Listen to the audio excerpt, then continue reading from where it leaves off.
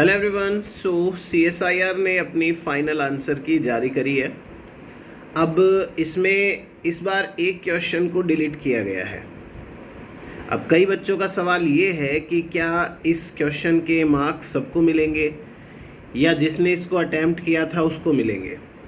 देखिए, ऐसे केस के अंदर जब कोई भी ऑर्गेनाइजेशन एक पेपर कंडक्ट कराती है और फिर किसी क्वेश्चन को डिलीट करना होता है तो उसमें दो ऑप्शंस रहते हैं। पहला ऑप्शन तो ये है कि जिन बच्चों ने वो क्वेश्चन अटेम्प्ट किया है उन सभी बच्चों को एक बोनस मार्क के रूप में मार्क्स दे दिए जाएं।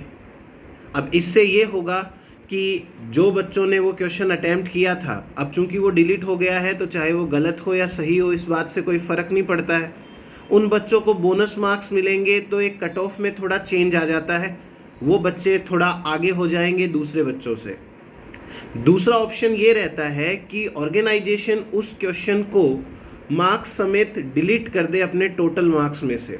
लेट्स से कि 4 मार्कर क्वेश्चन डिलीट होता है तो अब हमारा पेपर 200 नंबर का ना रह के 196 मार्क्स का हो जाएगा।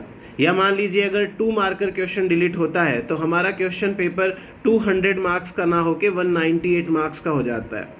तो ये सारी की सारी चीज़ें हैं वो उस ऑर्गेनाइजेशन के हाथ में है, ये डिसीजन उनका होता है। एग्ज़ाम कंडक्ट कराने से पहले रूल्स नॉर्म्स वगैरह सब तैयार किए जाते हैं, उसमें ये चीज़ लिखी जाती है। क्योंकि सीएसआईआर बहुत सालों से एक फेयर एग्ज़ाम कंडक्ट कराती आ रही है तो कभी भी इसकी ज़रूरत नहीं पड़ी है, तो हम भी कभी ऐसे नॉर्म्स वगैरह पढ़ते नहीं हैं।